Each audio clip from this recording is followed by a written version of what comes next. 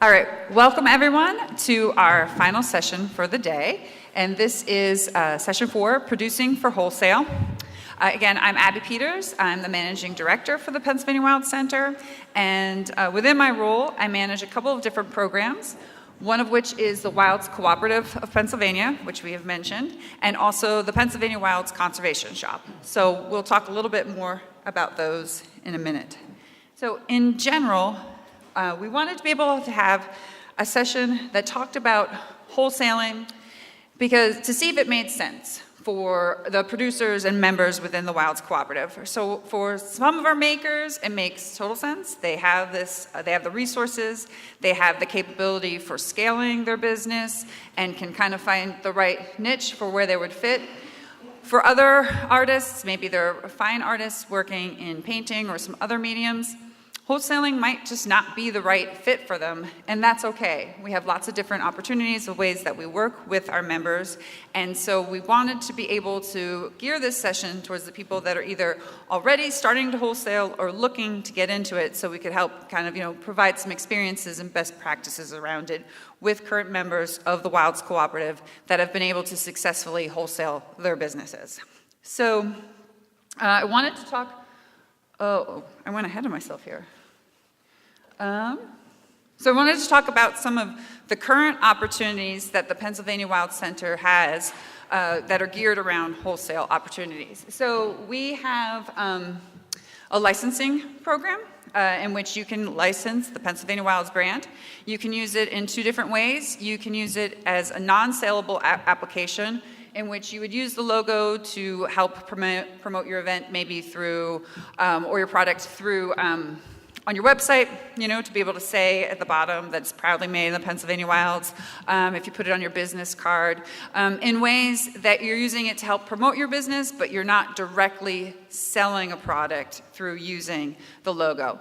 Then we have a saleable use, which then ends up having royalties behind it, and that would be if you're using the product the logo specifically as a product in a way. So, for example, it's hard to see, but we have an example of the Pennsylvania Wilds logo on a keychain made by Stephanie Disler. We have a picture of the logo on a mug made by Hughes Pottery. So in those instances, they've gone through an application process, they're using the logo specifically in the design of their product, and we end up receiving royalties for it. So it's similar if you were to try and license with Disney, you would be paying a royalty fee. In our case, though, that comes back to the Pennsylvania Wild Center and help support our mission and be able to do events like this and our organization overall. So it's a great way for producers to be able to expand their line and have an opportunity to use the brand and then also help the organization and the region grow.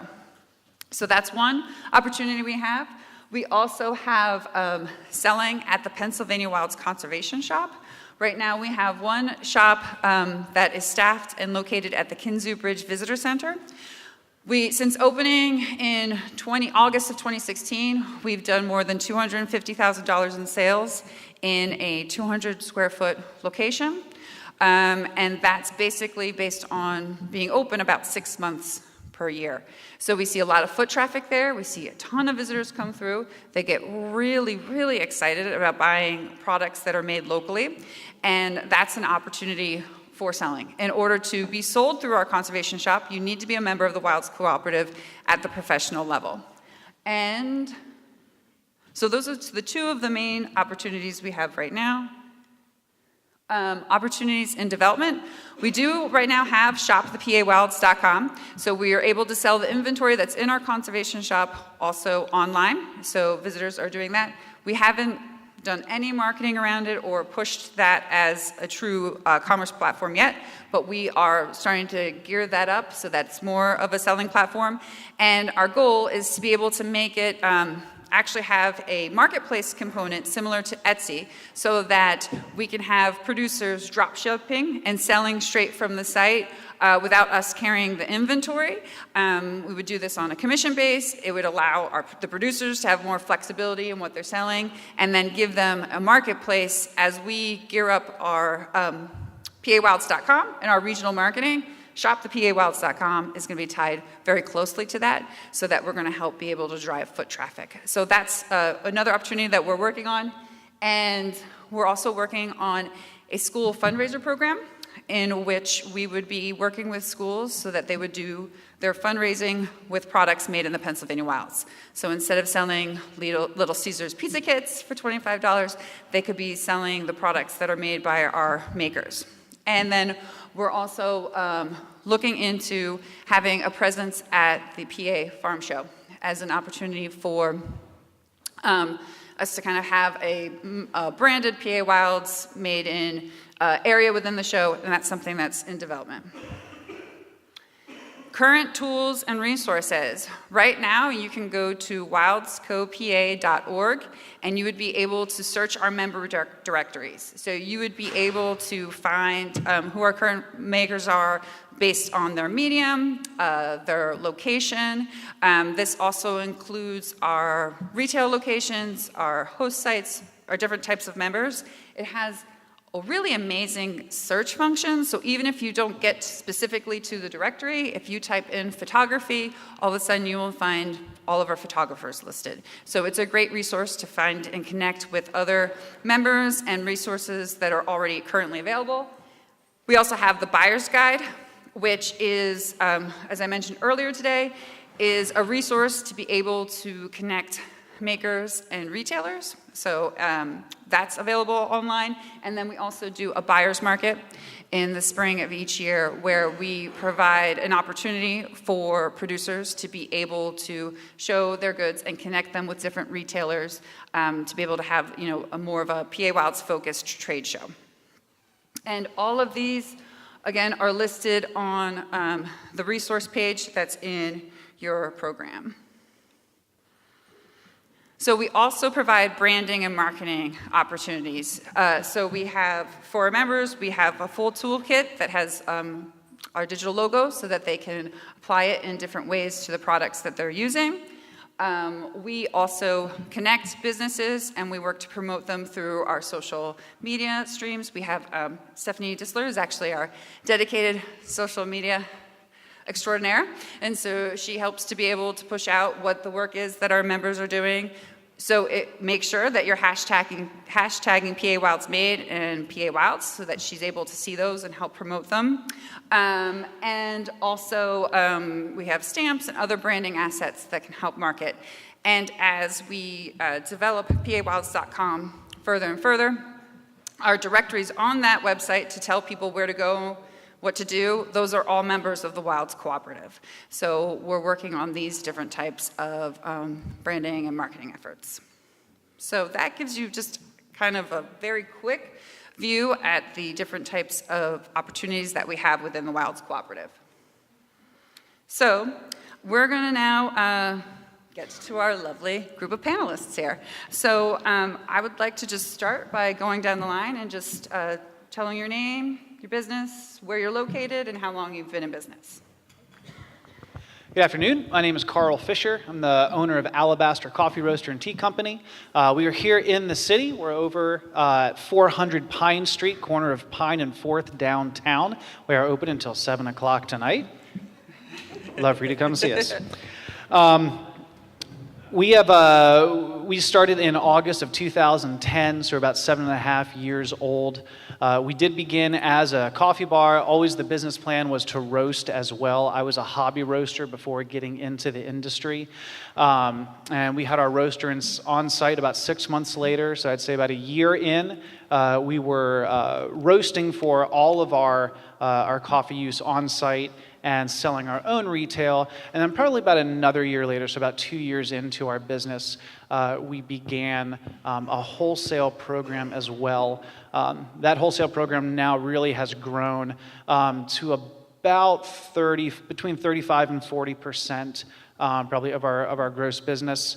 And that covers, we certainly have the largest number of our wholesale customers are in Pennsylvania. We do also wholesale to restaurants, cafes, and some retailers. New Jersey, New York, Florida, Colorado, South Dakota, and California, I think, are our out-of-state wholesale partners now as well. Thank you, Carl. My name is Richie Smith. I'm from Extremeware. We're located in DuBois, PA. We opened in 1995 in about a 500 square foot basement below a gymnasium. So yeah, it was a lot of boxes up and down the stairs for a while. But in 2005, we built a new building, which was about 5,000 square feet. And we're currently looking to expand on that. We do only wholesale to mostly larger corporations across the United States, but we also do the smaller orders locally. But yeah, our main bread and butter is the wholesale accounts, the larger corporations. I got my own. First of all, I want to say thank you for everybody who is still here. I know when you're the last panel of the day, people are sneaking out and trying to get on the road, so thank you for being here. I'm Rowan Rose, co-owner and co-creator at Hughes Pottery. I was an artist in my own right doing stained glass when I met this guy doing pottery. I was a customer for 11 years, and then we got married. So he got all my money, and then he got all the pottery back. And he got me, so it's a triple win there. I'm gonna let you talk a little bit about the beginning of the business. I can say right now we're probably doing wholesale. About 30% of the business is wholesale. We have pretty limited production capability because you're looking at it. That's it. So we don't outsource anything. We're slapping mud on our wheels in our 2-car garage in our backyard. So we're talking micro business. And I'll let you talk a little bit about the beginnings. Oh, the beginnings. Hey, this is my first microphone experience. I should probably have one of these all the time because I always mumble and nobody can understand anything I say. So I started taking my pottery classes at Penn State University back in 1990, and about 3.5 years in, I dropped out and immediately started selling pottery to make a living. And I wasn't particularly successful then, but I was still figuring things out. So small art fairs, doing just about anything I could. I started teaching in community centers, and eventually one of the local coffee shops said, "Hey, you want to make some mugs for us?" So I went, "Okay." So we figured that out, and it started to pick up from there. Other places approached us and said, "Hey, would you make some mugs for us too, and make some mugs for us?" And I was like, "All right." So instead of selling, one piece at a time, I'm now selling 50 to 100 at a time, which is keeping me in the studio and busy and working. And then, every once in a while, I'd go out and do a show as well. And then it got really out of hand. I remember a couple years ago, I was saying, how many 18-hour days can I work? Because you make all week, you sell all weekend, and wholesale kind of, as we increase the wholesale, there's less travel, which made everything a little less frantic for us. I feel like I'm starting to wander. Wrap it up. Wrap it up. Just put it down. Put down the microphone. So, wait, can you just also, I don't know if I missed it, but tell everyone where you're located and were you always there? Is it me? We're currently located in Tionesta, Pennsylvania, which is on the edge of the Allegheny National Forest in Forest County. We moved there 4 years ago from the State College area. Now, you've been in State College pretty much your whole life, so. Okay, thanks. So I got really excited being able to have all 3 businesses here because I think it shows a really nice diverse cross-section between their size and what they're making and their different approaches. So I think that by having this kind of different unique perspectives up there, it could really help everyone, because I think you could find at least one nugget from each approach, even if you're not doing necessarily the same stuff, but I think there's a lot of things that people can find some common ground in. So I'm going to start with probably the number one question I receive at the Wilds Cooperative, and then even in my previous life at the Elk County Council on the Arts, is determining price points. So, if you could kind of just talk through a little bit about your process, about where you started to find that sweet spot to be able to figure out how to price point for wholesale, Carl. Man, pricing's hard, right? Pricing's hard.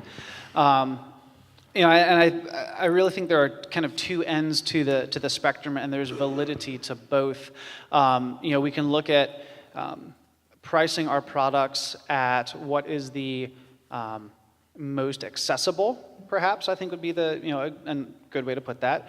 Or, we can also say, like, what will the market bear? And trying to figure that out. We can certainly lean one or the other, and that's, I think, oftentimes very industry dependent as well, or kind of, split that down the middle. I had a lot of missteps early on, because, again, I made this up as I went. I had zero business background. I'm so grateful that I have a father who was in business administration for his career. So it was a lot of, Dad, what's a business plan? And what does this look like? And pro forma, that just seems like I'm making up numbers. And he said, yes, it is. That's exactly what that is. Pro forma is Latin for make it up. And I think where one of the again, perhaps missteps that I made, and that it took a long time for me to kind of recover from this, was it was always my intention to sell wholesale. Again, I didn't know how to do that, but my retail sales came first. So, I had I think the building blocks of, this is how you break down your cost of goods and your labor, and accurately figuring out what does it cost you to produce this thing. And then I went directly to, okay, so how do I want to sell this retail? And make this accessible, but also show a specialty product, because there should be an aspect of what is the perception of a buyer for this product. There's going to be a miscommunication if I'm saying this is an absolute premium product, but then I'm also pricing to compete with what would be lower quality products just for accessibility.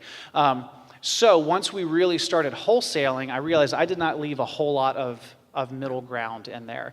I went right from production to retail, and then saying, oh, well, if I want to wholesale this, I need to find a good markup so that other folks can actually buy this from me and make some money too.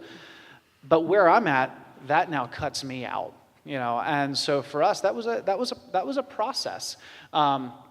Within the coffee industry, a lot of folks keep their pricing very, very close and hidden. I'm glad to see some of that changing over the last few years. I think as, again, specifically in coffee, as accessibility and sourcing of coffee has become just better and easier to do. It's easier for folks to be sourcing great raw products. So again, we're now leaning into what are our other kind of value-added, propositions, if you will, and looking at that, I've just become much more transparent now in letting folks know what our pricing is, because I'm not competing just on, there's more value to our products than just the price. So we're not really scared about that anymore. We'll be forward about it, and we found that other places will too. And then the other piece of that that's been helpful is I made it a point to reach out and make connections within the coffee industry, just outside of this region. And sometimes just approaching with a question of, hey, this is where I'm pricing my products for my local market. You seem to be doing something similar in a different state, so we're not directly competing. Could you just tell me if I'm in the right ballpark, or if I'm way off base? I'm not asking for free information, but I would love for you to be a resource and kind of speak into what we're doing. And I found that many people have been really receptive to that. You know, it's good to find common ground among whatever our industries are. I'm done. Second? How about Hughes Pottery? Oh, we're skipping around. Yeah. Oh, you've got it. I'll take it back. I have my own. All right.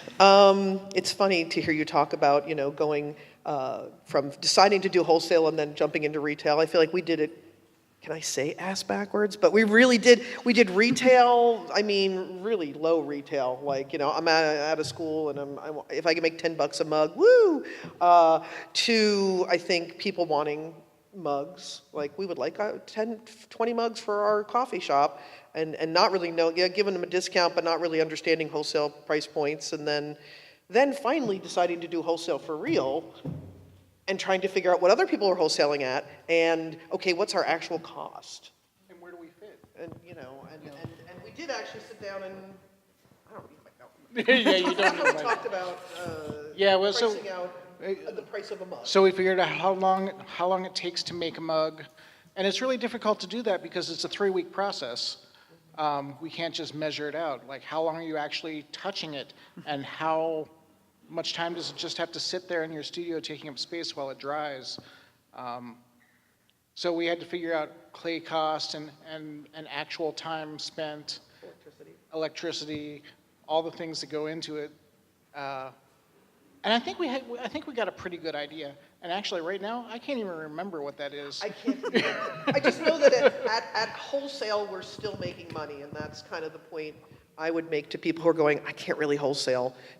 One, maybe you can't really wholesale. Some people are making things that are not wholesalable, and I encourage you to harness the power of no, and use that word often. If it's really something you can't do, don't try to change your business model to please some person who wants something you can't do, or at a price you can't do, or at a quantity you can't do. Where was I going with this? I don't know, harnessing the power of no. Just we realized that, yes, we were contacted at one point by TJ Maxx. I thought it was a joke, like a Nigerian prince, but it really was TJ Maxx wanting to sell our mugs. And what we realized is number one, we could not produce the quantity that they wanted, and we could not do it at the price they wanted. So we said, that's really interesting, but no. No, we were contacted by the PA Pennsylvania Renaissance Fair, which is a really big, big fair, to do their mugs. And I don't know how many thousands of mugs. I said, we can't. We can't produce the mugs, and we cannot produce them at a price that you're gonna want. So no.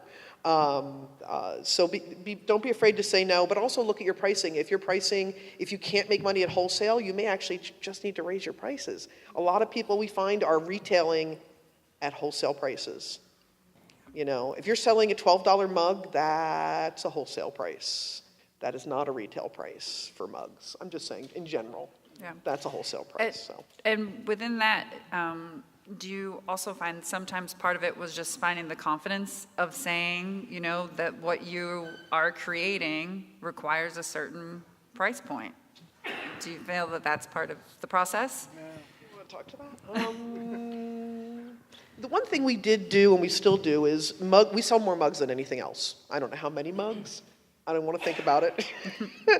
And we just kept raising the prices until we started to match the orders. We had way more orders than we had mugs to make, so we just kept raising the price of mugs until we couldn't anymore. But I still think that we could probably raise them more. We still can't keep up with production because, again, it is only, it's just the two of us. So. Mm-hmm.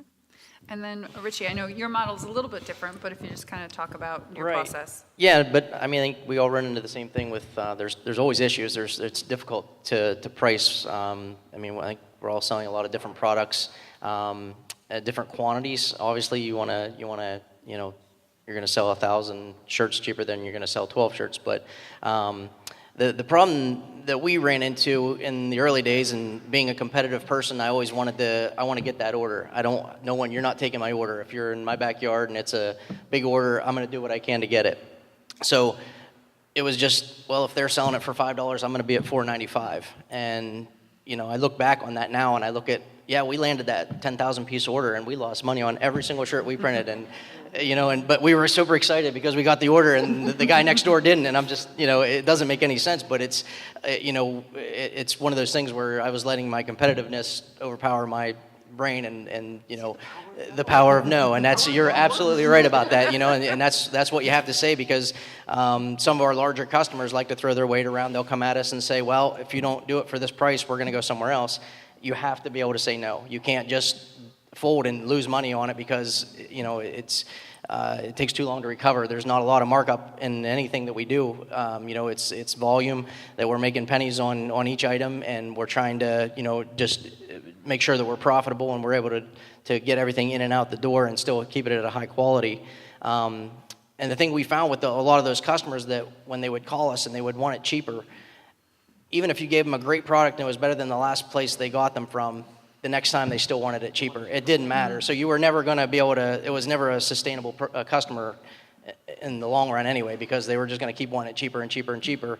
So you have to be able to say no. She's absolutely right. That's the biggest thing we learned is, you have to be able to know what your cost is. And if you cannot be profitable, all we do is wholesale, but that's what we've learned is if it's not going to be profitable, it doesn't matter on the quantity or the total sale. You have to be able to say no. I'm going to stick with you, Richie. I wanted to go over to talking about accommodating online orders for wholesale. So is this a model that your business always had, or how did you see that as an opportunity? How did you start incorporating it into? Well, I guess it's something we always wanted to do, but it's not easily done because of the number of variables. When we usually sell screen printing and embroidery, that type of stuff. We do promotional products. There's so many variables involved. Again, pricing, the product itself, the design. So it was very difficult to figure out a way to be able to do anything online. We actually ended up buying software. There's a company that produced a software package where a lot of that is done for us. We do a lot of work to set up, we do individual stores for certain companies, but the biggest thing we run into is there's only 13 people at our company.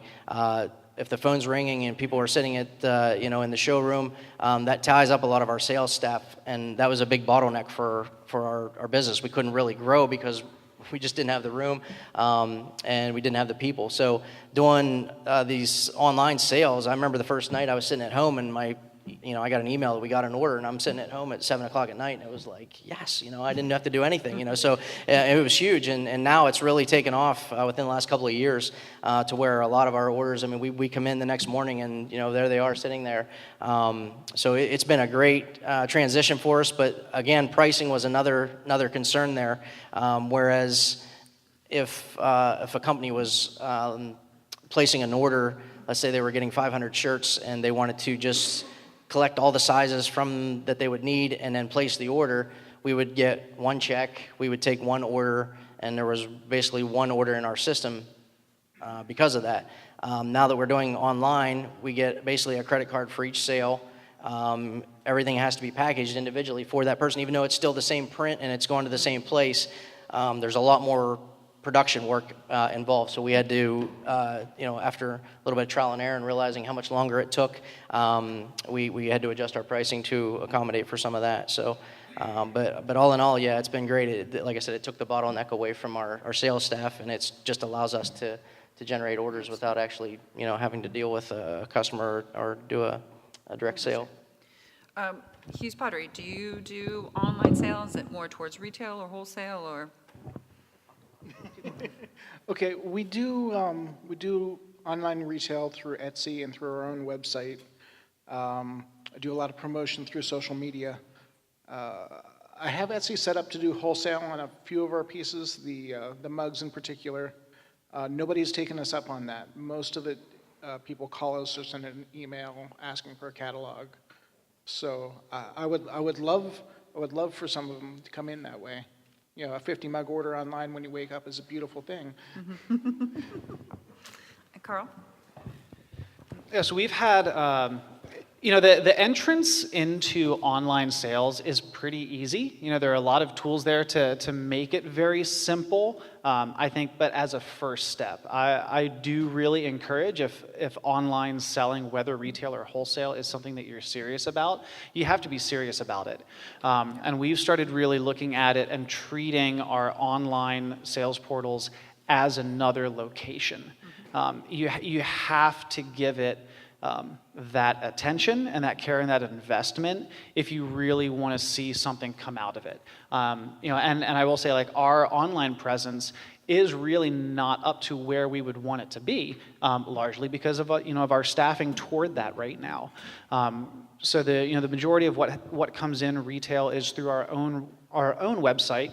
The next biggest change that we're making that I'm real excited about is we're moving into, again, a software solution that is kind of production and supply chain management for our roastery, but also is going to give us the ability to have an online wholesale store, a wholesale portal, essentially, which we're in a phase of really trying to up our systems and our efficiencies so that we can free up our staff to really do the things that they need to do and that they should do. To try to get away from myself and my lead roaster. There are two of us that run the whole production side of our business, away from all of orders just over email, and then this has to go into a spreadsheet, and then we manually put it to another spreadsheet, and then we manually create invoices. There are so many places where things can be automated, and that things don't have to break down, and then we don't have to apologize and try to fix problems that present themselves. So the more we can put on there, and I think make those areas accessible to folks and make it more efficient, make it quicker, that's going to benefit our businesses. Yeah, I think in general, it's a good idea to every once in a while just do a systems check, kind of like if you're going to a doctor, see where your pain points are and looking at what you're doing, because you'll end up realizing that you can make more out of your capacity if it's running smoothly. We'll sometimes do that, especially on the retail portion. Well, I'll say also the wholesale portion now. Is that something that's new? I will go through my customer list and see who are folks that regularly buy from us and who I trust, and we'll just kind of a beta roll that out to them because we can give early access. And we'll say, hey, I would love it if you would check this out, put another set of eyes on it, try to break it, make an order, I'll send it to you for free. Because then again, that builds that relational community. You're giving something away, but like what we will see back from that is far greater, than the product that we'll send them as a thank you. Okay, so I'd like to know, and I'm going to start with Rich here on this one.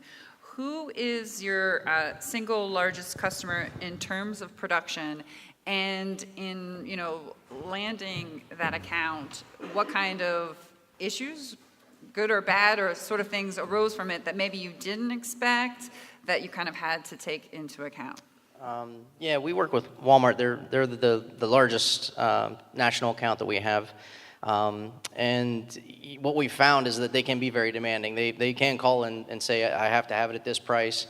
And there's times where we've done it. But overall, the main things that usually are the biggest demands, I guess, are, they may have to have a PO on the box itself, or the box sits at the warehouse. It cannot get in the warehouse until someone sees a PO number on the box. So even though you did everything right, you got the order, you made the customer happy, you shipped it on time, if a PO number didn't get put on the box, it got refused and the customer never got the order. So, and a company that size, once it's lost, it's lost. You wouldn't think that would happen, but they cannot find it. And then you can actually also incur chargebacks. Yes, yeah, absolutely. They're not going to pay for it if they didn't get it. So, or you just have to reprint the order and ship it to them. So, and it's the biggest thing that we've found to be able to help that is making sure we cross-train our employees so that we don't have one person that knows that. Because if the one person that puts the PO in the boxes is sick that day, then guess what? Then everybody that got their order is going to get refused. So we try to make sure that there's cross-training within all of our employees so that, again, if one person's out, it never misses a beat. But also we have an industry-specific software that we use that is very good. As soon as we go to ship to a Walmart customer, it'll give us a pop-up and it'll say right on there, customer requires PO number on the box, and then we can actually print box labels with the order information and the PO number on there. So having that software that it keeps everybody on the same page, it's a simple reminder. But yeah, they are definitely definitely very demanding in that sense. But if you keep them happy and you do everything, there's not a lot of companies that can do it consistently. So we found that we've been able to work with them over a number of years just because of that. And Carl? Yeah, our largest customer that just came on in the fall is Lycoming College here in town. That was a pretty major change for us. Again, just from our production side, I mean, they became our largest weekly order by about 3 times, right? And we had a lot of kind of evaluating our systems, our equipment, and even saying, with what we have, can we do this? Because if we have to invest in new roasters and new staff, kind of what is our capacity? What is our output? How long can people work? I mean, we ran a whole lot of scenarios that we never had to before, because this was such a big thing. And it's an absolutely wonderful relationship. We handle all of the coffee for the campus, but also all of the college's affiliates also, which now also includes our local Wegmans. So it was certainly difficult in figuring out the steps to go. So we had our internal systems we had to evaluate and change. We hired more folks. It was working with the school. Which are there are a lot more people at the table that we had to work with. It wasn't necessarily as easy as a single person that might be from another coffee shop making the buying decisions. It was the president and the CFO and 2 faculty members and 2 levels of food service providers, and yeah, it was great, but a lot to manage. And then with their affiliates, Wegmans, we're barcoding. And figuring out, again, their PO system, and it's a challenge, but it's good. And and the other piece of that too is that they were really the first account that we've had where we started to kind of play I'll call it a game, play the wholesale pricing weighed against volume. So just larger volume pricing. That was not really in our scope until that point, but worth having that conversation. Because we said, if we're going to do 3 times as much business as our next customer, maybe this is something we entertain to see that if it's worth having this in. Hughes? I'm going to let you talk about who our biggest customers are, but I want to you were talking about landing in Salesforce and landing wholesale accounts. I'd like to tell 2 very different stories. The first story is we lived in State College. We were producing in State College, and there's a brew pub called Otto's, and it was very close to the house, and we really liked going there, and I thought, I'd love to make mugs for Otto's. So I went online, and I took their logo, and I went into the studio and I carved a stamp by hand, reverse carved a stamp, copying their logo. We made tankards, beer tankards. I put them in a box. I wrote a letter saying, you make wonderful handcrafted beer. I think you should, serve it in wonderful handcrafted, locally sourced pottery. And I brought it over to, and I just dropped it off at the front desk at the restaurant and said, can you please give this to the owners? And by 2 hours went by, and we got a phone call saying, we want to sit down with you. I figured it would be weeks. They'd probably just use them and say whatever. But, 2 hours went by, and they called us to sit down for a meeting. And really, we've had that account A long time, years, 7 years, and that was a complete 100% cold call. We made mugs for them, but it was a cold call. So that was kind of a neat story. The other extreme would be we decided to do the Buyer's Market of American Craft, which I think is called something else now. Big wholesale show in Philadelphia. American Made Show it's called now, and it's I think in Washington now. Really expensive. We actually did a Kickstarter campaign and raised almost $10,000 to go to this show, because we wanted to go with the big guys and do a big wholesale show. It was really a great experience. And through that experience, we actually connected with a catalog called Gale Song. I don't know if you're familiar with it. They do all like Celtic mystical art things. And I really wanted a catalog. I was really excited. So there's the other extreme. We spent, $10,000 to go to this giant show. We got this wonderful catalog, which we had for not terribly long. No, about a year. About a year. We had 17 accounts. Out of the wholesale show, yeah. So the kind of the extremes of, don't be afraid to cold call, especially cold call if you can just drop something and go away and not expect someone to sit down with you. Yes, please. Yeah. That was my idea. I didn't want to actually just show up. I wanted to just leave my stuff and say, here's an example, call me if you have a chance. Yeah. And it ended up being a really good relationship. I don't want to talk to where we are with accounts. Who's our biggest account? Okay, so our biggest account now is somebody I used to actually travel with as a business partner. The business is called Sarasvati's Call, and she does Renaissance fairs. And this is part of the transition between figuring out that I could not spend all the time on the road going to all these shows. I was on the road at one point 40 weekends a year. And making pottery in between. Sometimes, in January we'd head to Florida, and I'd rent a studio space and make pottery there, and then run around between all the shows for the weekend, and it became really, really overwhelming. So eventually we switched to consignment, and then we went, okay, consignment's not working because you never know when you're going to get paid, and I've got to put all this work out there, and I can't sit on $15,000 worth of work. Just can't do that. It's tough to be friends when somebody owes you $15,000. Right? So eventually we switched to wholesale. So, we're still selling at all the same fairs and events, but, I deliver 3 times a year instead of every week.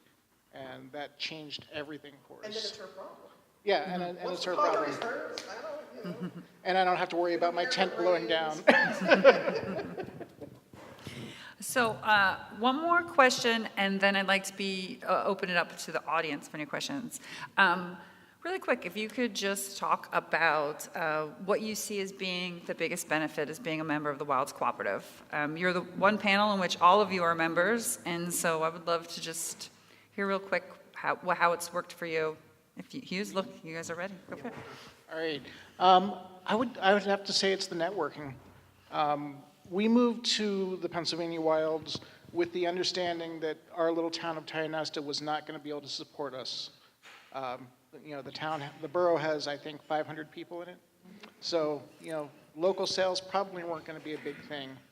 And we figured, okay, there's a post office and there's UPS. We do all this online sales and we can still deliver to all the shows, but we didn't expect to do anything locally. But through joining Pennsylvania Wilds, we've met a lot of local business owners, I'd say regional business owners, and we're developing relationships with a lot of different companies now, and it's really helping. Okay. Richie? For us, it's for every shirt we sell, because we're selling wholesale, it's going to someone, and they're marking it up and then selling it as a retail piece. So as we continue to pick up more and more businesses in the PA Wilds, it's nice to see the growth for us, because we know they're making money. If they're ordering shirts from us, they're making more on it than we are, and they're ordering a lot of shirts. We've had some bars and restaurants come into us and tell us that they've made way more money selling T-shirts over the weekend than they did selling beer or food, which, that's great news for us. So it's just nice to see the growth. We keep adding new businesses over the years, and like I said, with a good relationship between the two of us, we both kind of grow together. So. Same. All right. Right. I've been involved with the Wilds for about 2 years now, and I think the first big thing that we did was the buyers market 2 years ago out at Clarion, and I was amazed at the number of folks that I met there, and I think the community that really kind of brought us in, also being from like the far east, of the Wilds region.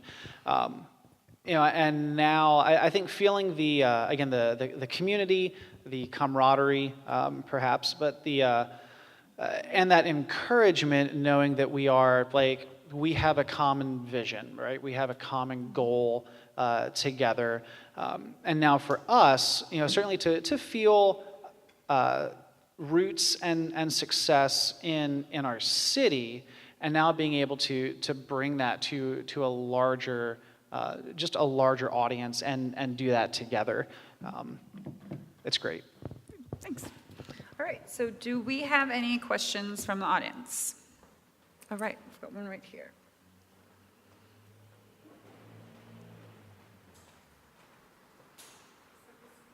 Oh, wait.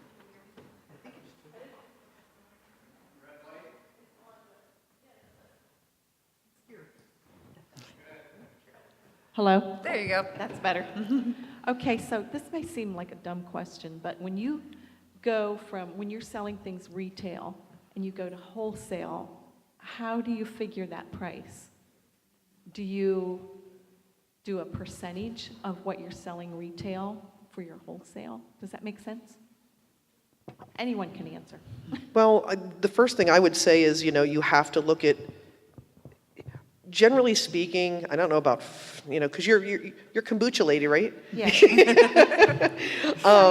Generally, people are looking, when they're buying wholesale, they're looking to mark it up Keystone. So they're looking for about a 50% discount on what they will sell it for retail. They're at least that much. Yeah. So if they're buying it for $5, they're going to sell it for $10 or $12 or $15. Can you make money selling it to them for $5? Is the other part of that. You have Right. to figure out your cost Right. and make sure you're making a profit. Not just breaking even, but actually making a good enough profit. Yeah. So that's what I wanted to say. I don't know if Oh, anybody else that's good. has input, but that's basically, Okay. you need to give that retailer that wholesale break that they can, if they're paying for shipping, your product to them, they're going to want to make that cost back, they're going to want to make the cost of the product back, and they're going to want to make money. Okay. So that's a lot to consider. Yeah. Yeah. Yeah, and the other thing to consider, and I think you've touched on it a little bit about, having to do shows and everything. So if you're trying to figure out the wholesale price and you've been used to selling retail, you're thinking, oh my goodness, I'm making less money. But you're not thinking necessarily about the fact, A, you're getting money up front. You're getting an order, you're getting money, you're getting paid, and someone else is doing the rest of the work to get it to market. So you have to remember to kind of you switch the gears a little bit so that you're adjusting for that benefit. I've also found it really helpful to constantly remind our wholesale customers where our kind of suggested, prices and price breaks are. Both I think is very helpful for them, because sometimes they can say, okay, I'm willing, to buy this from you at this wholesale price. Where should I put it? And we want to be helpful for them to make money. And depending on where they are in your kind of sales region, I think we'd also hope that with them also making money, that they're pricing comparably to where our products would be in store as well. We need that to be communicated clearly.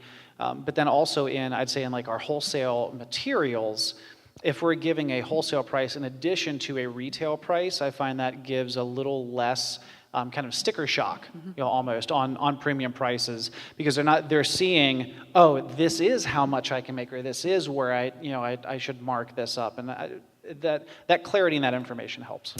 And when we go through the process of accepting new products at the conservation shop, we actually ask for a line sheet and pricing, and we ask for what the retail price is, because we don't want to be pricing the producers out of the market, but we also ask then that they don't price us out. So it's kind of that community of knowing and saying, okay, we're agreeing everyone's selling this around $18. If you're going to have a sale here or there, that's okay, but it's not fair to either side if all of a sudden, someone knows if they go straight to seeing you at a craft show, that they can get it for like 50% less than anywhere else. Gotcha. Yeah. Thank you. Anyway, we've got Lisa back here.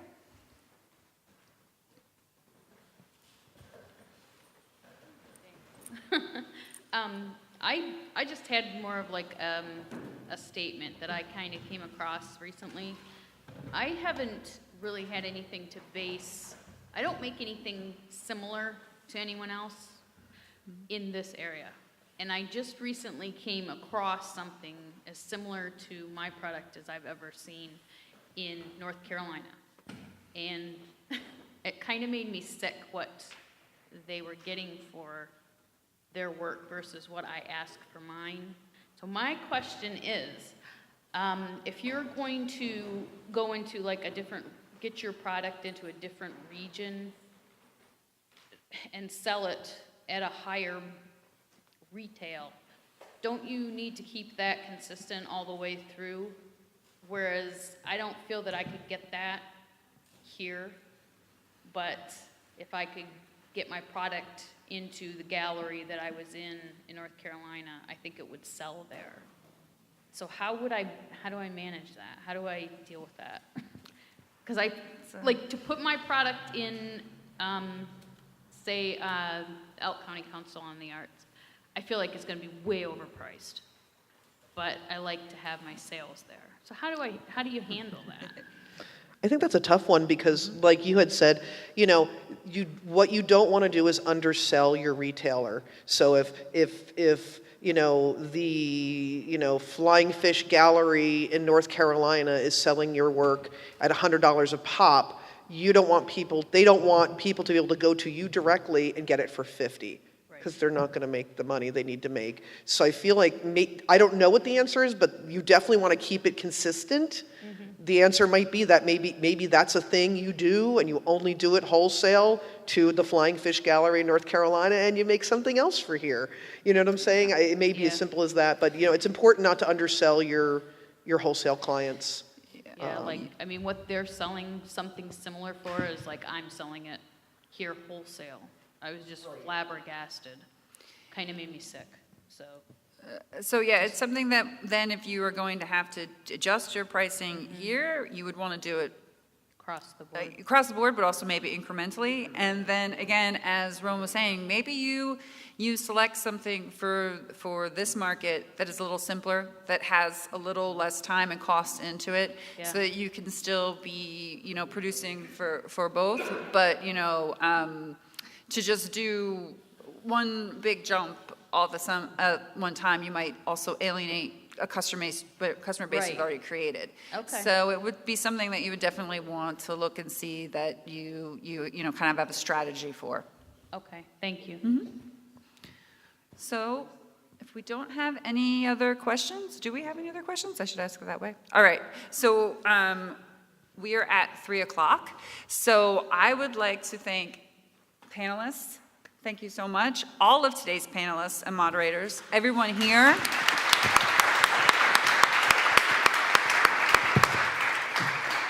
Thank you so much to our sponsors. Our sponsors were both for last night's dinner and today's conference. For everyone taking the time to be able to share today, to get out of your businesses and come together. For the team that worked on putting today together, we have Libby Bloomquist back there. She's our conservation shop manager. We have Sarah Frank from Elk County Council on Arts. We have Danielle Velkoff, who's with the Pajama Factory and has made everything go smoothly.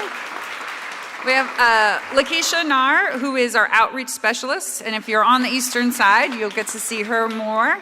Mark Winkleman, thank you for the Pajama Factory being our inspiration to bring everyone together.